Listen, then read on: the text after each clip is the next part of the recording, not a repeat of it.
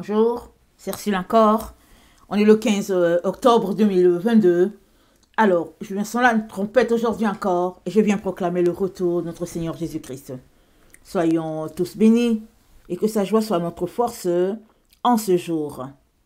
Alors, Dieu ou Azazel? Amen. Dieu ou Azazel? Alors, qui est Azazel? Azazel, nous savons que c'est cet ange qui a perverti la race humaine. Amen. Et si bien que tout ce qui est arrivé sur la terre lui est attribué. C'est celui aussi qu'on appelle Satan. Et puis, ou si ce n'est pas celui qu'on appelle Satan, ils sont ensemble dans la même équipe. Okay? Parce que certains disent que il est l'équivalent de Satan, d'autres disent que non, c'est juste son comment on appelle ça, son coéquipier. Bref, beaucoup d'explications, des définitions différentes, mais moi je vais m'en tenir à ce que la Bible dit. Alors la Bible a prévu, dans les temps d'expiation, un bouc pour Azazel. Et on va regarder dans le livre d'Enoch qui est Azazel, et on est dans le temps où tous ceux-là qui sont pour Azazel seront révélés. Hier, j'ai fait la vidéo selon laquelle il n'y a rien de caché qui ne restera caché parce qu'on est dans ce temps-là. Et dans ce temps où nous sommes, c'est le temps où Dieu révèle les fautes. Pas parce qu'il veut nous exposer, mais c'est parce que la lumière véritable apparaît déjà, comme a dit Jean. On va lire ça dans 1 Jean 2, juste pour nous rappeler ce que l'apôtre Jean a dit. Et ça fait partie de l'univers. Je ne sais pas comment le décrire. C'est écrit, c'est établi déjà. Qu'il y a un temps où les ténèbres seront dissipées et la lumière véritable apparaîtra. Et la Bible nous dit, la terre sera remplie de la connaissance de Dieu comme l'eau couvre le fond de la mer. Ça dit que toute la terre sera saturée de la connaissance de Dieu. Et ça veut dire quoi la connaissance de Dieu? Ça veut dire la lumière de Dieu. Et ce temps-là, Dieu l'a prévu, c'est un temps de millénium. Dans le millénium, c'est ça qui va arriver. Alors, tout ce qui est ténèbres dans ce temps de millénium sera tout simplement exposé, sera tout simplement détruit.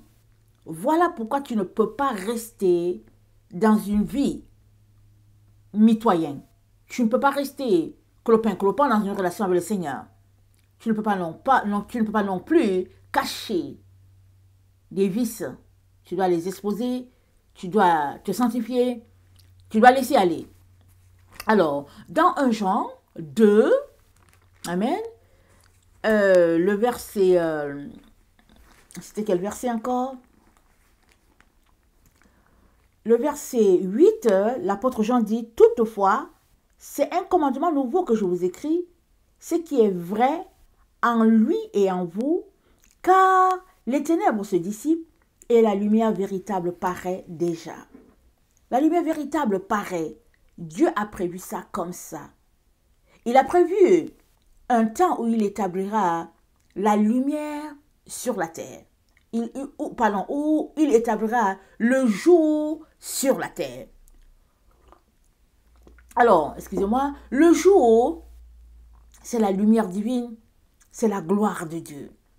Alors, Dieu a prévu, si on peut le dire ainsi, un 8e jour, disons-le comme ça, où la lumière de Dieu, c'est où le jour va paraître, le jour va poindre sur la terre. Dieu l'a prévu.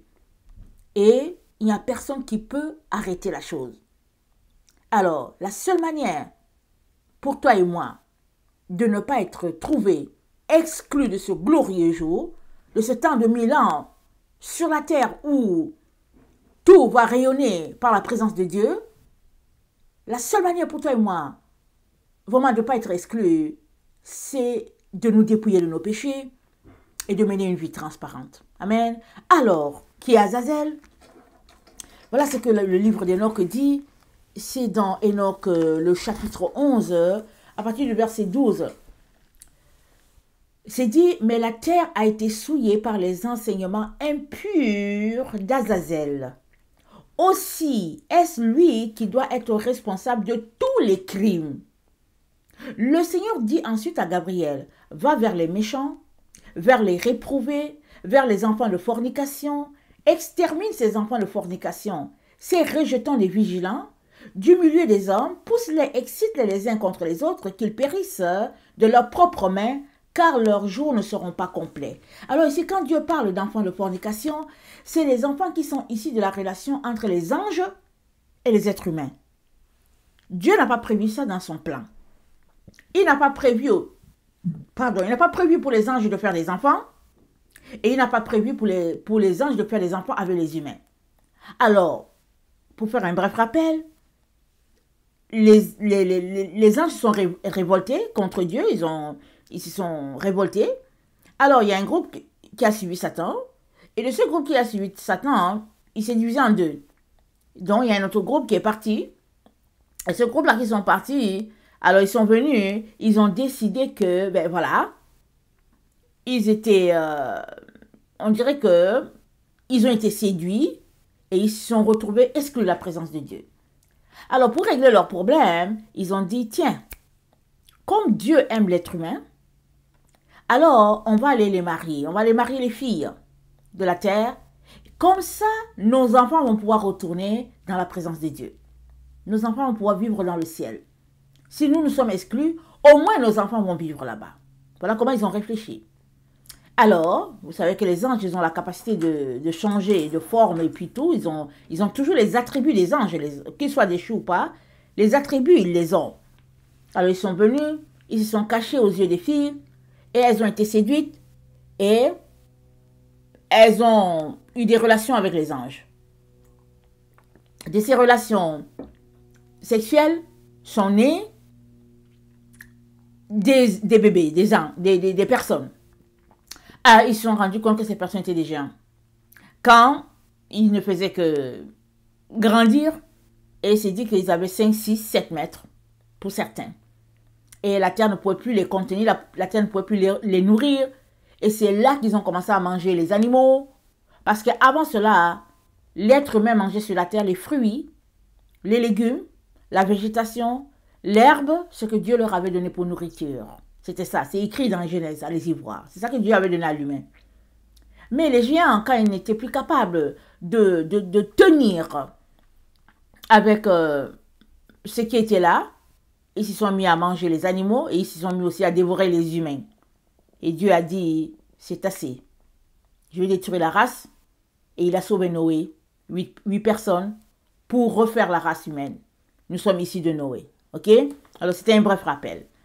Alors, donc, Azazel, comme on vient de lire, c'est dit que la terre a été souillée par les enseignements impurs d'Azazel. Aussi est celui qui doit être responsable de tous les crimes. Alors, Dieu lui a donné tous les crimes. C'est lui qui est venu enseigner. Alors, parce que ces anges déchus là, quand ils sont allés vers les femmes, les filles de la terre, et qu'ils ont eu des relations intimes avec elles, ils ont appris aux filles l'avortement, ils ont appris j'ai dit aux filles, ils ont appris aux humains l'avortement, la sorcellerie, comment tuer. Ils ont appris toutes sortes de vices aux êtres humains sur la terre. Et c'est comme ça que la terre a été complètement polluée, souillée. Et Azazel a reçu sa sentence et c'est dit que... Attendez, il faut que je lise. C'est dit... Dieu dit... Il dit... On va lire au verset 14, ok? J'ai lu le verset 12, comment la terre a été souillée par les enseignements d'Azazel. J'ai lu le verset 14. Ils te supplieront, mais leurs prières n'obtiendront rien pour eux. Et c'est en vain qu'ils espéreront que leurs enfants aient la vie éternelle. Et même une vie de 500 ans, c'est en vain qu'ils vont espérer cela. Le Seigneur dit ensuite à Michaël, va et annonce le châtiment qui attend Samieza et tous ceux qui ont participé à ces crimes, qui sont unis à des femmes, qui sont souillés par toutes sortes d'impuretés. Quand leurs fils seront exterminés, quand ils auront vu la ruine de ce qui leur est plus cher au monde, c'est-à-dire leurs enfants, enchaîne-les sous la terre pour 70 générations, jusqu'au jour du jugement, et de la consommation universelle. Et l'effet de ce jugement sera pour eux éternel. Alors, on dit, enchaîne-les jusqu'à 70 générations, jusqu'au jour du jugement de la consommation universelle. Daniel 8, le verset 23 en parle. On va lire rapidement. Daniel 8, le verset 23, ça parle de ce jour de consommation universelle. Ça dit, à la fin de leur domination, c'est la domination des rois, les 10 rois, là, avec la petite corne qui sort d'eux. Donc, à la fin de leur domination, lorsque les pécheurs seront consumés, il s'élèvera un roi impudent et artificieux. Sa puissance s'accroîtra, mais non par sa propre force. Il fera d'incroyables ravages, il réussira dans toutes ses entreprises, il détruira les puissants et le peuple des saints. Et à cause de sa postérité et du succès de ses ruses, il aura de l'arrogance dans le cœur, il fera périr beaucoup d'hommes qui vivaient paisiblement, et il s'élèvera contre le chef des chefs, mais il sera brisé sans l'effort d'aucune main. Donc, voilà. Donc, le livre d'Enoch nous parle d'un jour de la consommation universelle, et Daniel 8 parle exactement de ce jour-là. Alors, si nous regardons un peu les écrits concernant Israël, plusieurs disent qu'on a atteint les 70 ans, là, les 70 générations. On est au moment des 70 générations, on est au moment où la consommation universelle va arriver, c'est-à-dire on est au moment où il y aura cette destruction-là. La destruction va arriver. Ok? Si vous m'écoutez souvent, vous savez que ces derniers temps, j'ai apporté le message du Seigneur disant qu'il y a la destruction qui arrive et il fallait qu'on se mette à pratiquer la vraie doctrine de Christ pour ne pas être détruit. Alors, si on se mettait à pratiquer la vraie doctrine de Christ, alors quand bien même la destruction arriverait, on ressusciterait. Amen. Parce que vous savez, avant que le temps du millénium commence, il commence par une résurrection. Ceux qui sont morts en Christ vont ressusciter et il y aura un temps de 1000 ans sur la terre où il y aura une paix. Il y aura un temps de 1000 ans où on va retourner comme au départ, comme au temps de nos aïeuls. Il n'y aura pas d'internet, il n'y aura pas, en tout cas la technologie, parce que tout sera détruit. Et les hommes vont se reprendre encore à refaire. Donc d'ici là qu'ils refassent, il y aura un temps où on va fonctionner peut-être avec du bois, on va allumer le feu comme nos grandes-mères et tout. Voilà ce qui va arriver sur la terre. Ce sera sur toute la terre. Alors, est-ce que c'est parce que Dieu va faire tomber les satellites et tout? On ne sait pas, mais bref, voilà ce qu'on doit comprendre. Et ce moment-là est imminent. Ok? Et donc, toi et moi sommes appelés à mettre notre vie en règle avec Dieu pour ne pas être trouvés faisant partie de l'équipe d'Azazel. Alors, mais pourquoi est-ce que Azazel reçoit tant de... comment on appelle ça? Il reçoit la responsabilité. Pourquoi il a la responsabilité des rebelles, des anges rebelles? Bon, on a lu que Dieu a dit à Enoch, il a dit, la terre a été souillée par les enseignements d'Azazel, les enseignements impurs. Aussi est celui qui doit être responsable de tous les crimes. Donc, Azazel est responsable de tous les crimes parce que c'est lui qui a appris aux humains les impuretés. Tuer les gens, avorter, pratiquer la sorcellerie, toutes sortes d'histoires, c'est lui qui était là-dedans. Alors, quand on lit le livre des Lévitiques, Dieu tient toujours compte de ce jugement-là qu'il a prononcé. Parce que le jugement a été prononcé depuis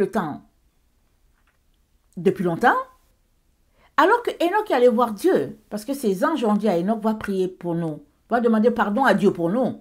Enoch est venu demander pardon à Dieu, Dieu lui a dit, Enoch, c'est pas à toi de venir me demander pardon pour les anges, c'est les anges qui doivent prier pour toi. C'est pas toi qui dois demander pardon pour les anges. Et Dieu a dit que, mais puisque tu es venu, va leur dire que jamais ils n'obtiendront le pardon. Parce que Dieu n'a pas prévu que les anges puissent avoir des descendances anges humaines. Dieu n'a pas prévu cela. C'est de l'abomination. C'est pourquoi Dieu les appelle enfants de fornication. Ça, c'est pas dans le plan de Dieu. Alors, et dans les jugements de Dieu, c'est prévu. Et si on lit le livre des Lévitiques, on va voir que il y a un bouc qui est prévu pour Azazel. Ok? Allons-y lire Lévitique 16. Lévitique 16, je mets ça en parenthèse, ce qu'on vient de lire dans Daniel, le temps de la grande consommation des pécheurs. Dans Lévitique 16, dans le temps qui correspond au Yom Kippour, au Yom Teruah, au Yom Kippour, au Souko, on est dans le temps de Souko, on est dans le temps des fêtes des tabernacles, et puis ça finit dans quelques jours. Et aujourd'hui, je pense qu'on est, je ne sais pas si on est, attendez, on est septième, peut-être sixième ou septième jour, parce que ça prend fin. Attendez, je pense que ça prend fin demain ou après-demain. Ok, on est dans ce temps de Souko là, le temps où c'est la fête des tabernacles. Israël est appelé à habiter dans les tentes pendant une semaine parce qu'ils ont habité dans les tentes dans le désert. Alors, mais c'est un temps où on célèbre Dieu parce que Dieu a fait grâce, ok, à l'humanité. C'est un temps où on célèbre Dieu. Dieu a fait grâce à Israël, je veux dire. C'est un temps où on célèbre avec les rameaux et tout. Parce que c'est un temps qui rappelle comment les enfants de Dieu vont rentrer à la maison du Père. Amen. Alors, dans Lévitique 16, voilà ce que Dieu dit. Au verset 5, Dieu parle à Moïse et il donne les consignes. Et ici, il s'agit des boucs. Il dit, il recevra, c'est-à-dire Dieu dit à Moïse que Aaron, le sacrificateur, recevra de l'assemblée des enfants d'Israël 2 boucs pour le sacrifice d'expiation et un bélier pour l'Holocauste. Donc il y a un bélier pour l'Holocauste et nous savons que Jésus-Christ a payé, il a été cet Holocauste-là. Et les 2 boucs, il s'est dit au verset 7, il prendra les 2 boucs et il les placera devant l'Éternel à l'entrée de la tente d'assignation. Aaron jettera le sort sur les 2 boucs, un sort pour l'Éternel et un sort pour Azazel. Alors, c'est pourquoi j'ai demandé Dieu ou Azazel. Mais Azazel est-il Dieu? Azazel n'est pas Dieu. Ok? Il a été créé par Dieu. Mais il s'est hissé par son orgueil à une place de confrontation vis-à-vis de Dieu. Dieu a créé l'humain. Il a créé les animaux. Dieu a créé. Ok? Azazel est venu, Azazel a décréé. Azazel est venu, il a mis le cafouillage partout. Même ce que vous ne savez pas, même parmi les animaux, il y en a qui sont des animaux croisés. Oui, sur la terre. Alors, parmi les animaux que Dieu dit, les animaux impurs, il dit les oiseaux impurs, ceci impur, il y en a beaucoup que ça a été fait par les anges déchus. Ils ont fait les croisements et puis ces choses ont continué d'exister. Les poissons et tout ça. Il y a plein de choses que si Dieu ouvre les yeux, vous allez savoir que la corruption est même dans la nature. Et puis, c'est pas quelque chose de nouveau. Même dans les arbres, on sait qu'il y a des arbres qui sont des arbres hybrides. On le sait. Oui, on parle souvent, il y a des gens qui ont des pommiers qui sont des pommiers hybrides, qui ne sont pas les pommiers d'origine. Et tout ça va à l'encontre de tout ce que Dieu avait prévu. Ok? Alors, donc, Dieu dit, Aaron va prendre 2 boucs de la main des Israélites. Les Israélites vont lui donner 2 boucs. Et l'un sera à l'Éternel, l'autre à Azazel par un tir au sort. Mais maintenant, venons dans notre temps. Notre Dieu a tout prévu. C'est le Dieu d'éternité, il voit tout. Alors, la brebis et le bouc sont de 2 types. Même s'ils sont les animaux de la basse-cour, ils sont de 2 types. Le bouc est pris comme un animal, disons, impur, un animal sur lequel on ne peut pas trop se fier, et la brebis, elle est prise pour un animal sur lequel on peut compter. La brebis, elle suit. Elle va suivre le maître et tout, alors que le bouc, très têtu, très difficile à apprivoiser. Mais c'est possible quand même de l'apprivoiser. Alors, le fait que Dieu dise qu'il y a 2 boucs, ça rappelle très bien notre temps. Parce que qu'on le veuille ou qu'on ne le veuille pas, toi et moi, nous avons été éduqués, amen, dans des doctrines fausses. Amen. La vraie doctrine de Christ, ils ne nous l'ont pas donnée. On a été éduqués loin de la doctrine de Christ. Alors, s'il faut comparer notre éducation spirituelle par rapport à ce que les Lévites faisaient, notre génération, nous sommes pris comme des boucs, au fait. Mais, on peut être choisi par l'Éternel. Amen. On peut être choisi. On peut laisser toutes les souillures dans lesquelles nous avons grandi et se consacrer à l'Éternel. C'est ça qui rappelle que dans le temps dans lequel on est, il y a un groupe qui sera choisi pour l'Éternel et un autre groupe qui va tout simplement appartenir à Satan. C'est ça, au fait, qui rappelle les deux boucs. Alors, Azazel est venu apprendre aux humains la souillure, la corruption, et ça s'est perpétué.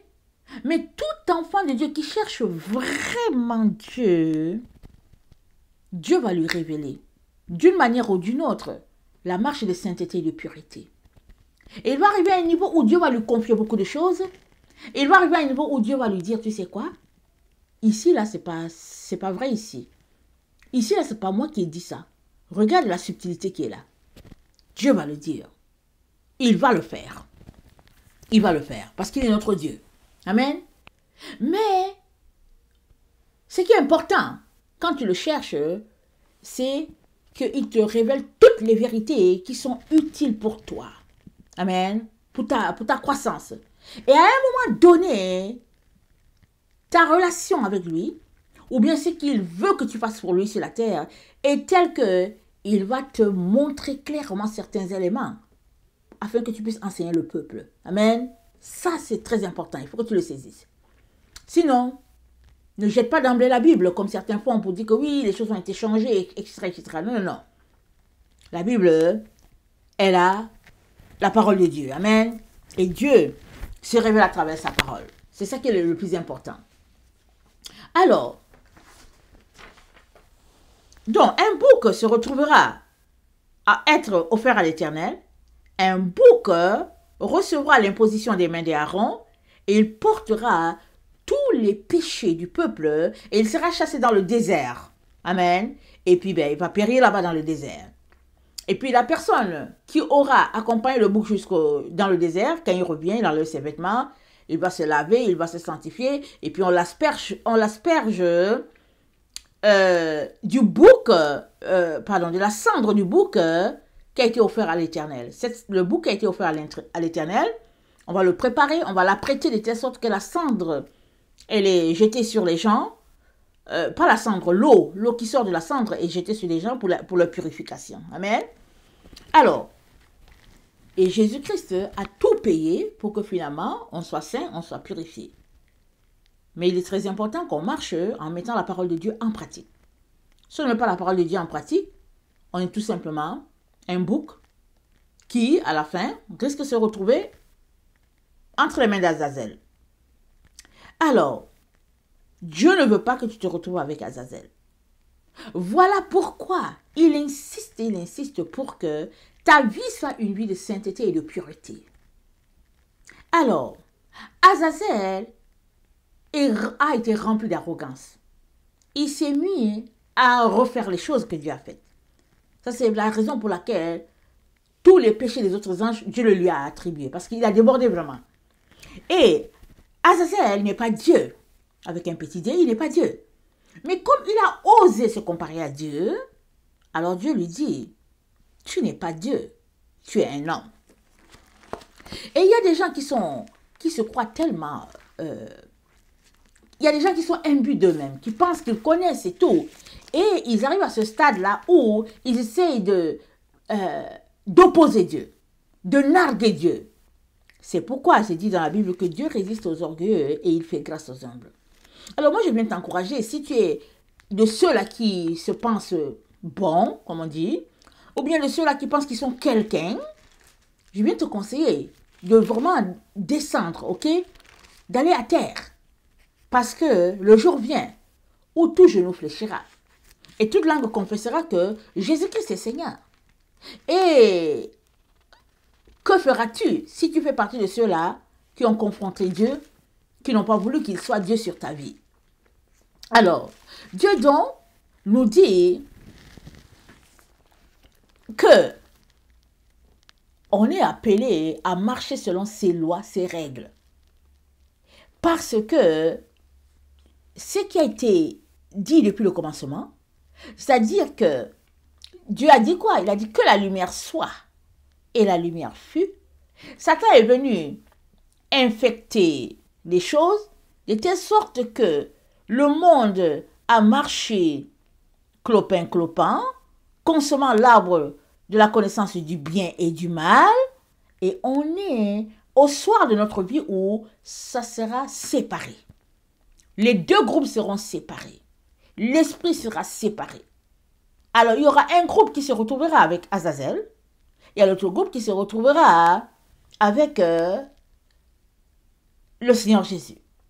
C'est ça qui va arriver dans notre temps. Et ce groupe va se côtoyer pendant un temps avant que ceux du Seigneur Jésus-Christ soient mis à l'abri et puis l'autre détruit. Alors, dans Ésaïe 14, dans le rétablissement d'Israël, c'est dit, parlant du roi du Babylone, parce que le roi du Babylone, il est animé de l'esprit de Satan, il est animé de l'esprit d'Azazel. Alors, c'est dit, le verset 9, Ésaïe 14, « Le séjour des morts s'émeut jusque dans ses profondeurs pour t'accueillir à ton arrivée. Il réveille devant toi les ombres, tous les grands de la terre. Il fait lever de leur trône tous les rois des nations. Tous prennent la parole pour te dire, toi aussi tu es sans force comme nous. Tu es devenu semblable à nous. Ta magnificence est descendue dans le séjour des morts, avec le son de tes luttes. Sous toi est une couche de verre, et les verres sont ta couverture. Te voilà tombé du ciel, astre brillant, fils de l'aurore. Tu es abattu à terre, toi le vainqueur des nations. Tu disais en ton cœur, je monterai au ciel, je lèverai mon trône au-dessus des étoiles de Dieu, je m'assirai sur la montagne de l'assemblée, à l'extrémité du septentrion. Je monterai sur le sommet des nues, je serai semblable au Très-Haut, mais tu as été précipité dans le séjour des morts, dans les profondeurs de la fosse. Ceux qui te voient fixent sur toi leur regard, ils te considèrent attentivement. Est-ce là cet homme qui faisait trembler la terre, qui ébranlait les royaumes, qui réduisait le monde en désert, qui ravageait les villes et ne relâchait pas ses prisonniers? Tous les rois des nations, oui, tous se reposent avec honneur chacun dans son tombeau. Mais toi, tu as été jeté loin de ton sépulcre, comme un rameau qu'on dédaigne, comme une dépouille des gens tués à coups d'épée et précipités sur les pierres d'une fosse, comme un cadavre foulé aux pieds. Tu n'es pas réuni à eux dans le sépulcre, car tu as détruit ton pays, tu as fait périr ton peuple. On ne parlera plus jamais de la race des méchants. On ne parlera plus jamais de la race des méchants. Alors, Azazel va mettre fin à cette tyrannie-là sur la terre, par sa mort. Mais pourquoi est-ce que Dieu permet qu'il y ait un tel carnage? C'est parce que Azazel se hisse toujours. Il s'est hissé jusqu'à ce qu'il a pensé qu'il était Dieu. Parce que c'est ça qui est dit ici. Au verset 13, c'est dit, tu disais dans ton cœur, je monterai au ciel. Je lèverai mon trône au-dessus des étoiles de Dieu. Je m'assirai sur la montagne de l'assemblée, à l'extrémité du septentrion. Je monterai sur le sommet des nues. Je serai semblable au Très-Haut. Alors il a espéré la place de Dieu. Il a cru à un moment donné qu'il pouvait être Dieu. Voilà pourquoi, dans le livre d'Enoch, alors que Dieu parle d'Azazel, Dieu dit tout de suite en partant, il dit, chapitre 11, le verset 12, il dit, « Mais la terre a été souillée par les enseignements impurs d'Azazel, mais aussi est celui qui doit être responsable de tous les crimes. Donc Azazel a reçu le titre du responsable de tous les crimes parce qu'il a souillé la terre. Mais Azazel en personne n'est pas là parce qu'il a été enchaîné. Mais son esprit continue de courir sur la terre.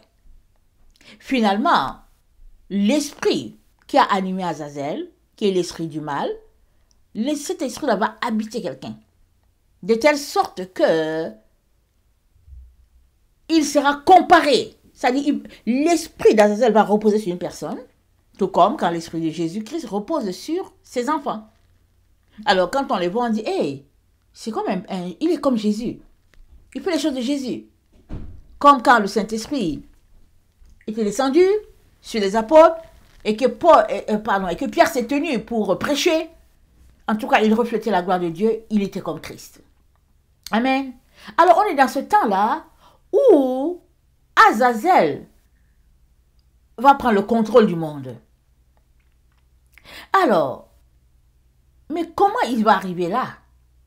La Bible dit, le mal, l'esprit de mal va l'amener jusque-là. Il sera conduit là par l'esprit du mal. On est dans le temps où, qu'est-ce que Jean a dit? Les ténèbres se dissipent, mais déjà paraît la lumière véritable. Et la lumière véritable, c'est la loi de l'Éternel. La lumière véritable, c'est la loi de l'Éternel. C'est elle qui contient la vérité. Si tu passes ton temps à étudier la loi de l'Éternel, tu auras la lumière véritable, tu seras imprégné de cette lumière, tu respireras la lumière, tout ton être sera lumière, et alors, au moment où nos corps seront transformés, ton corps sera aussi transformé. Ce sera la preuve que tu as marché selon la vérité, la véritable lumière. Amen. Mais si tu passes ton temps à ingurgiter les enseignements que nous avons dans notre temps, des enseignements équilibrés entre le mal et le bien, il n'y a pas moyen que tu sois transformé. Il n'y a pas moyen que ton corps soit transformé. De corruptible à incorruptible, il n'y a pas moyen. Et tu te retrouveras à être sous l'emprise de Azazel. Pourquoi? Pourquoi est-ce que je dis ça? Dans Ésaïe 14 qu'on est en train de lire, ça dit au verset 15, non, pardon, au verset 16, ceux qui te voient fixent leur regard sur toi. Ils te considèrent attentivement. Est-ce là cet homme qui faisait trembler la terre, qui ébranlait les royaumes, qui séduisait le monde, qui réduisait le monde en désert, qui ravageait les villes et ne relâchait point ses prisonniers? Plusieurs seront prisonniers sur la terre. Plusieurs. Et leur bourreau, ça sera Azazel. Leur bourreau. Surtout ceux-là qui ont connu Christ et qui ont joué au chat à la souris. Surtout ceux qui ont connu Christ.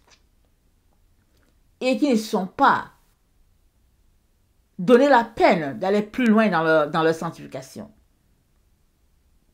Et nous sommes dans ce temps-là. Ce temps va commencer quand le Fils de perdition sera révélé. Il sera révélé au monde, la Bible dit ça.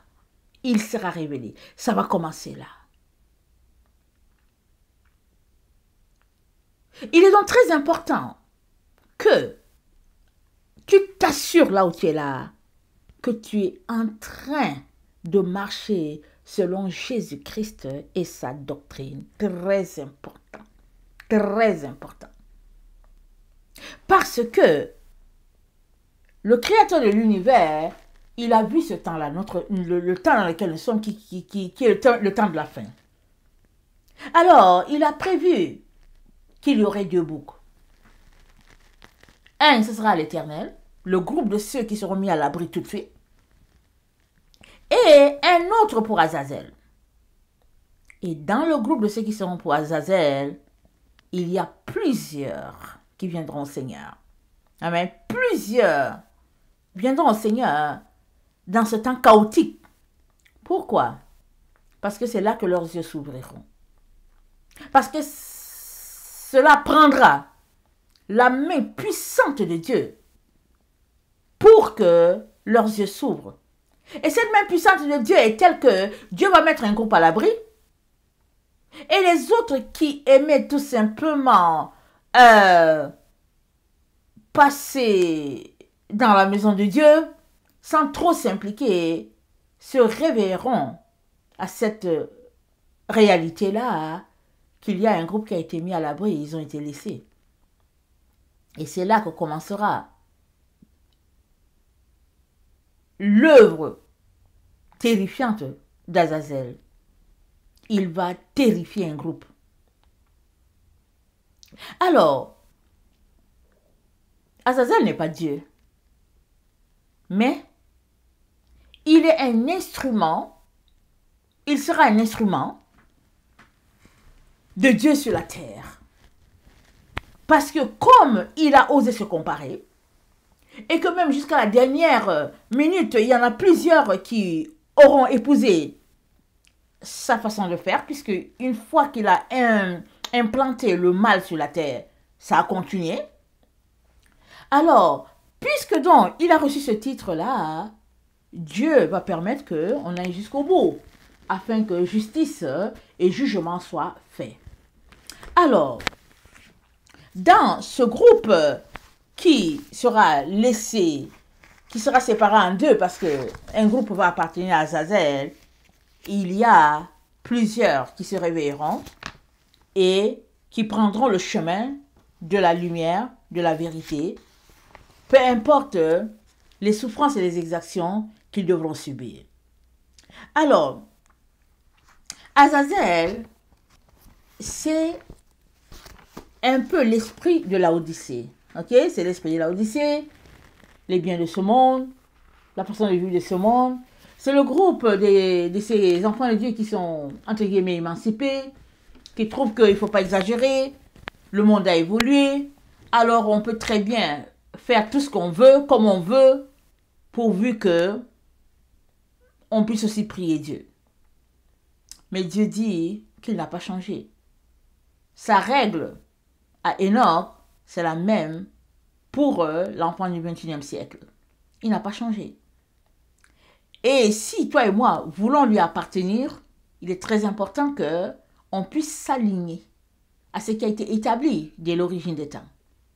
Voilà pourquoi notre Seigneur Jésus-Christ, à l'église de Laodicée, il s'est annoncé comme le principe de la création de Dieu. Il l'a dit, je vais le lire dans la version Taube, la lettre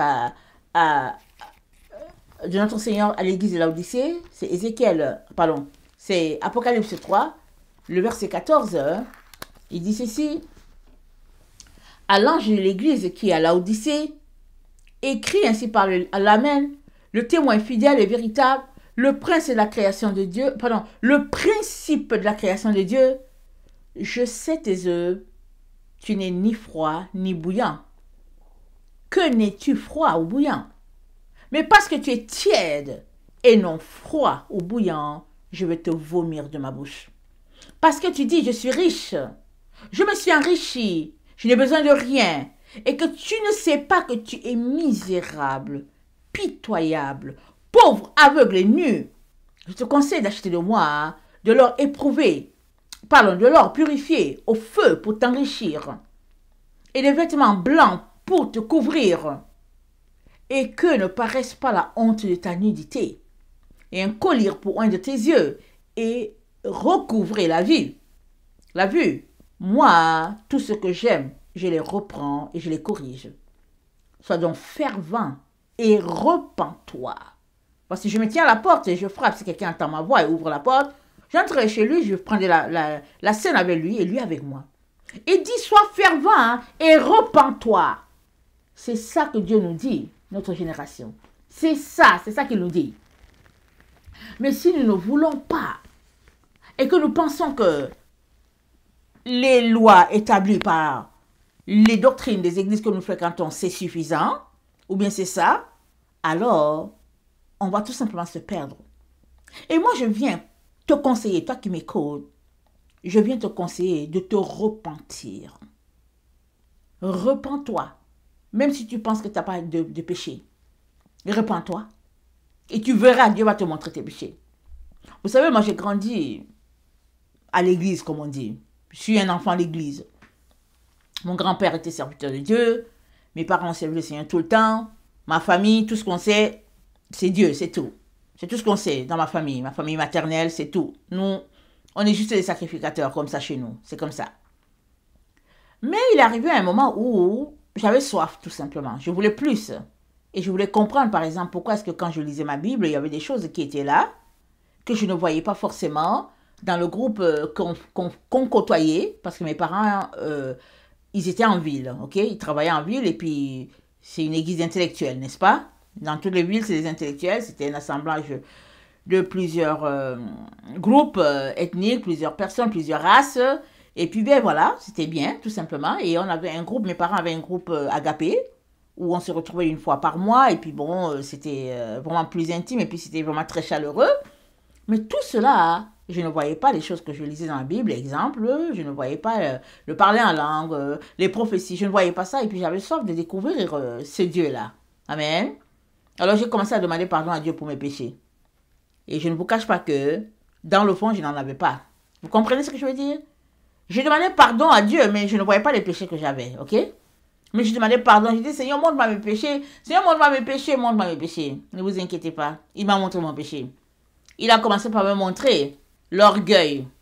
J'ai prié longtemps, hein? Peut-être 1 an, 2 ans.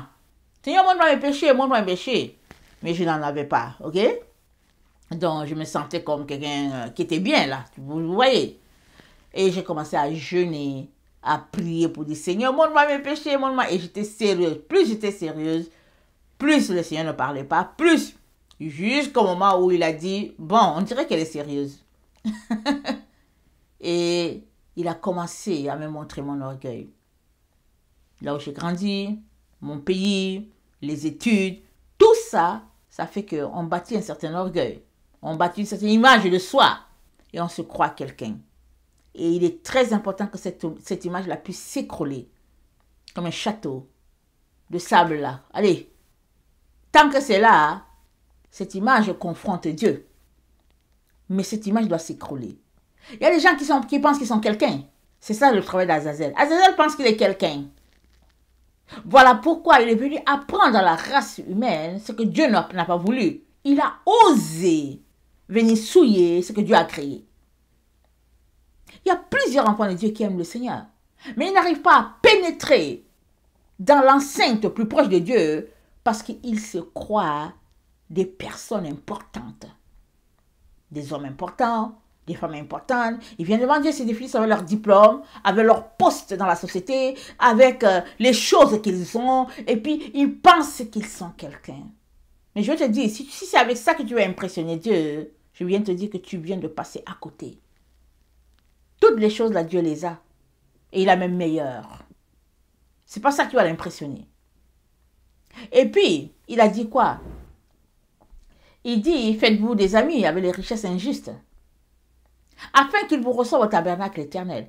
Ce que tu as là, on te dit, appelle ça des richesses injustes. Parce que tu n'as rien fait pour mériter une place dans une société. Et l'autre aussi n'a rien fait pour être un clochard. C'est ça, c'est des richesses injustes. Parce que ce que tu as, le clochard ne l'a pas. Mais cela ne doit pas vous empêcher de connaître Dieu. Et le clochard est toi. Alors, si tu réfléchis bien, tu devais comprendre que, ok, je n'ai rien fait pour avoir ça. Je veux partager ce que j'ai avec mon clochard, là, qui est là. Et c'est de ça que Dieu est en train de parler. Mais si tu es imbu de toi-même, et que tu penses que tu es à cet endroit-là parce que tu as réussi, ou bien tu penses que tu es à ce pays-là parce que tu es quelqu'un, alors tu viens de passer à côté. Voilà pourquoi Dieu a dit, au moment de la chute d'Azazel, au moment où Azazel meurt, Dieu lui dit, regarde comment tu as détruit ton pays. Tu as détruit ton pays. Pourquoi? Parce qu'il va se prendre une position. Il va se prendre une position.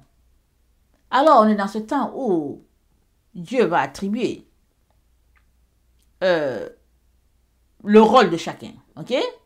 Azazel aussi aura son rôle. Et toute la terre va découvrir qui est Azazel.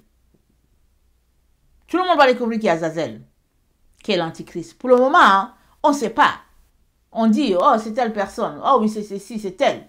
Et Dieu, il présente souvent l'esprit de la personne. Il présente ceci, il présente cela. Hein. Mais parmi les leaders qu'il y a sur la terre, parmi les êtres humains, hein, il y a un qui va se démarquer par sa méchanceté, par sa cruauté, par son charisme, par son pouvoir de flatterie, par ses lèvres mielleuses. Il va se démarquer. Et le temps que les gens se rendent compte, ils seront plongés avec un despote, un émeraude sur la terre. Quand Hitler a apparu, les gens se sont dit, est-ce que c'était l'antichrist? Mais tout n'était pas réuni. Ok? Donc on est dans ce temps-là où la Bible nous dit qu'il faut qu'il soit d'abord révélé. Et alors paraîtra la fin. Alors que le Seigneur nous donne à tous d'être sages, et puis de savoir où nous mettons nos pieds, et puis de savoir qu'est-ce que nous posons comme action pour ne pas tomber dans les projets qui vont faire que on va appartenir à Azazel. Faisons tout pour être éclairés par la lumière divine. Amen. Et cela demande une vie d'humilité, une vie de proximité avec Dieu, où constamment on est en train de dépendre de Dieu pour dire, Seigneur, aide-moi, aide-moi, aide-moi. Et il va venir à notre secours. Que le Seigneur bénisse sa parole. Je vous aime beaucoup et Dieu davantage. Et je vous laisse avec ce conseil. Ne laissons jamais, ne laissons jamais quelqu'un prendre la place de Dieu dans notre vie. Jamais. Même si tu es une femme et que ton mari est là, ton mari, je te dis, madame, ton mari, ce n'est pas ton Dieu. Ton mari, c'est ton mari. Et Dieu est Dieu.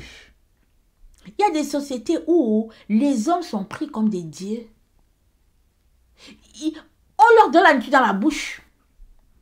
La femme est assise à côté, elle sert à l'homme. Il est assis, la femme, il faut qu'elle le serve. Elle ne mange pas, elle sert. Elle sert jusqu'à ce qu'il finisse de manger. Elle essuie sa bouche avec la débarbouillette. Et puis, ça dit que tu t'arrêtes, tu te dis, mais qu'est-ce qui se passe sur la terre?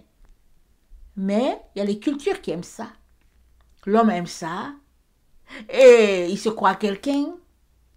Il ne fait rien. Absolument rien. Et il pense que c'est ce qu'il est. Et c'est ça que ça doit être. Alors, si tu grandis dans une société comme ça, dans un environnement comme ça, tu vas penser qu'au fait, ton mari, c'est ton Dieu. Mais il n'est pas ton Dieu. Le mari, c'est un homme. Et puis Dieu est Dieu. Alors, laisse Dieu être dans ta vie, Dieu, et laisse le mari être ton mari. Ne mélange pas les deux. Parce que tu vas confondre et puis finalement, tu seras perdu. Que Dieu soit Dieu, amen, et qu'il règne sur ta vie, et que ton mari soit ton mari. Et que vous puissiez marcher ensemble, comme Dieu a dit, l'homme quittera son père et sa mère s'attachera à sa femme. Les deux deviendront une seule chair. Laisse le mari être le mari. Que le Seigneur bénisse sa parole. Je vous aime beaucoup et Dieu davantage. Maranatha, Jésus revient. Amen et Amen.